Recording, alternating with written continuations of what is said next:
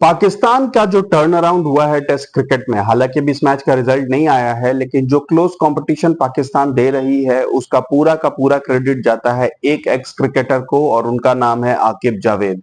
जहां पाकिस्तान के बाकी एक्स क्रिकेटर क्रिटिसिज्म करने में, ब्लेम गेम करने में लगे हैं, वहीं पर आकिब जावेद अपना काम सीरियसली कर रहे हैं। वकार यूनिस, जिन्हें ना जाने कितने मौके मिल चुके हैं और वो हर अपॉर्चुनिटी में फेल हो चुके हैं, लेकिन उन्हें फिर भी मौके पे मौका मिलता रहता है। आजकल शोएब मलिक, मिसबाउल हक, ये सारे अपॉर्चुनिटी गेन करने में लगे हैं, मेंटर्स बन के पैसे कमाने में लगे हैं, लेकिन कोई चेंज नहीं ला पा रहा। लेकिन आकिब जावेद, जो कि एक बहुत ही स्ट्रेट फॉरवर्ड और मैं कहूंगा कि एक ब्रेव डिसीजन मेकर हैं, उन्होंने ये सारा चेंज लाया है। आकिब जावेद जो खुद पाकिस्तान के लिए काफी इंटरनेशनल गेम्स खेल चुके हैं, इनफैक्ट पाकिस्तान के लिए वो 180 प्लस गेम्स खेल चुके हैं, 200 से ऊपर विकेट्स ले चुके हैं, लेकिन उनका कभी नाम नहीं लिया जाता।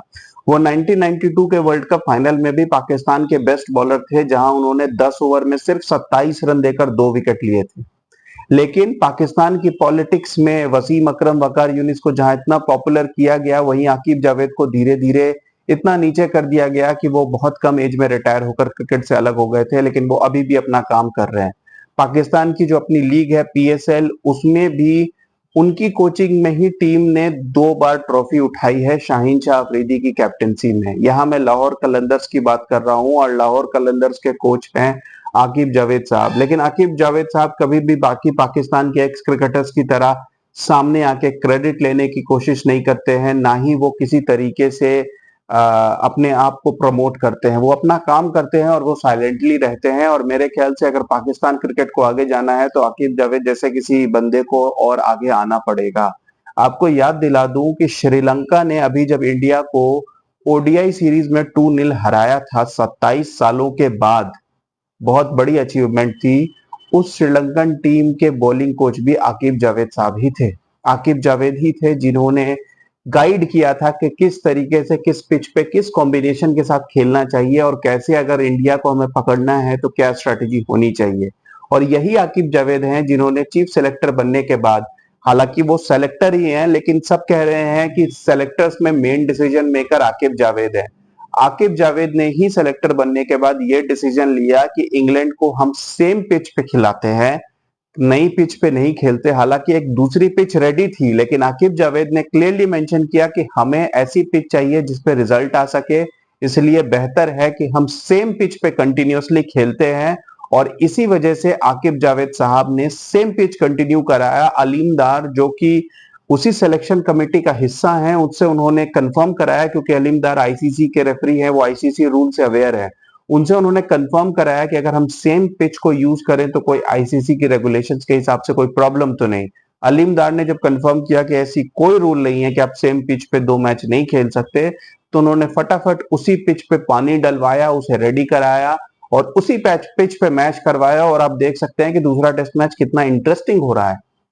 इसका रिजल्ट कुछ भी हो सकता है कि इंग्लैंड यहां से कमबैक करके जीत ले, लेकिन एटलीस्ट जो हेल्पलेस पहले टेस्ट मैच में पाकिस्तान की टीम नजर आ रही थी, जो सिचुएशन बांग्लादेश के खिलाफ पाकिस्तान की थी, एटलीस्ट यहाँ रिजल्ट्स आ रहे हैं। यही स्पिनर्स को पाकिस्तान अपनी टीम में डालना नहीं चाहता था, कहता था कि भाई शाहीन शाह अफरीदी, नसीम शाह, इनसे अच्छे बॉलर्स ही नहीं, और वो हारा जा रहा है हर मैच। लेकिन नो चेंज ऑफ स्ट्रैटेजी, क्योंकि कोई इतना ब्रेव था ही नहीं पाकिस्तान मैनेजमेंट में जो इस तरीके के डिसीजन ले सके कि नहीं, हमें फास्ट बॉलर्स नहीं चाहिए, हम स्पिनिंग ट्रैक्स बनाएंगे, क्योंकि बिलीफ ये थी कि हमारे पास स्पिनर्स है नहीं। लेकिन आप एक बात समझ लीजिए, अगर पिच टर्निंग है, अगर पिच में काफी स्पिन है, तो जो नॉर्मल स्पिनर्स भी होते हैं वो भी डबल इफेक्टिव हो जाते हैं। इवेंचुअली आपको 20 विकेट लेने हैं, और आकिब जावेद ने इसी बात को रेस किया कि अगर हमें 20 विकेट लेने हैं तो हमें रिस्क लेना ही पड़ेगा, और वही स्ट्रेटजी यहां पर काम आई है। अभी फिलहाल 2 दिन के बाद तो पाकिस्तान आ गए, तीसरे दिन चौथे दिन जो भी हो, ये पिचेस पाकिस्तान क्रिकेट के लिए बेहतर हैं रादर देन जो हाईवे पिचेस वो बनाते हैं, जो कि बाबर आजम ने अपने कैप्टेंसी के टेन्योर में स्टार्ट कराई थी, जिससे वो अपने रन्स बना सकें। पाकिस्तान जीते हारे उन्हें कोई मतलब नहीं। इसी वजह से आप देखेंगे कि versus Australia, versus south Africa, versus England, New Zealand, उनके रिकॉर्ड्स अच्छे हैं, क्योंकि वो इसी पिचेस पे रन बना के 170, 180, 130 रन बना के अपना रिकॉर्ड अच्छा करते रहे। लेकिन इवेंचुअली जब फॉर्म गई तो इन पिचेस पे भी उनसे रन नहीं बना।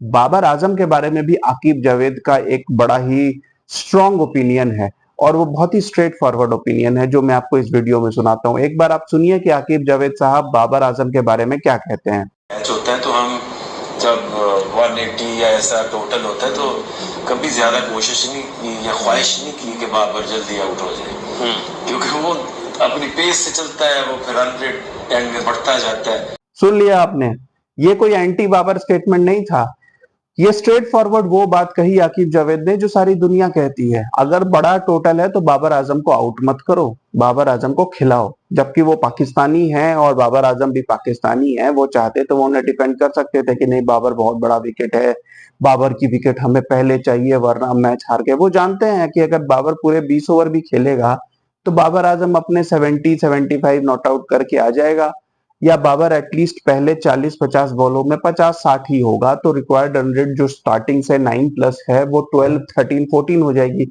उसके बाद बाबर आजम 2-4 चौके छक्के मार के अपना स्ट्राइक रेट अच्छा कर भी ले तो मैच हाथ से निकल चुका होगा। तो ये अप्रोच आकिब जावेद ने स्टार्टिंग से रही है। शाहीन शाह अफरीदी, जिन्हें कहीं ना कहीं आप कह सकते हो शाहीन शाह अफरीदी और हारिस राउफ, इन दोनों को का करियर बनाने में कहीं ना कहीं आकिब जावेद का बहुत बड़ा हाथ रहा है। लेकिन जब आकिब जावेद को स्ट्रिक्ट डिसीजन लेना था तो उन्होंने शाहीन शाह अफरीदी को भी बाहर किया। ऐसा भी कहा भी जा रहा है कि शाहीन शाह अफरीदी ने शायद उनसे अलग से बात भी की थी, लेकिन उन्होंने कहा कि नहीं, इस पिच पे हमें स्पिनर्स के साथ जाना है, आप रेस्ट करिए। तो ये जो स्ट्रॉन्ग डिसीजन मेकर्स होते हैं, ये जो ब्रेव डिसीजन मेकर्स होते हैं, यही किसी कंट्री की क्रिकेट को चेंज करते हैं। श्रीलंकन क्रिकेट में अर्जुन रानातुंगा वो कैरेक्टर थे, हालांकि उनके रिकॉर्ड्स आप देखेंगे तो वो डिसिल्वा, जसूरिया इन सबसे काफी पीछे हैं, लेकिन रानातुंगा में वो एटीट्यूड था जिसकी वजह से वो इस टीम को बना पाए, जिसकी वजह से उन्होंने मुरलीधरन को बैक किया जब उन पे चेकिंग का इल्जाम लगा, और उन्होंने इवेंचुअली श्रीलंका को एक वर्ल्ड चैंपियन बना दिया था। तो ये एटीट्यूड, ये जो ब्रेव डिसीजन मेकिंग है, ये बहुत जरूरी होती है। और आकिब जावेद का इस सिलेक्शन कमेटी में आना, चीफ सेलेक्टर रहना, मेरे ख्याल से बहुत ही अच्छा है पाकिस्तान क्रिकेट के लिए।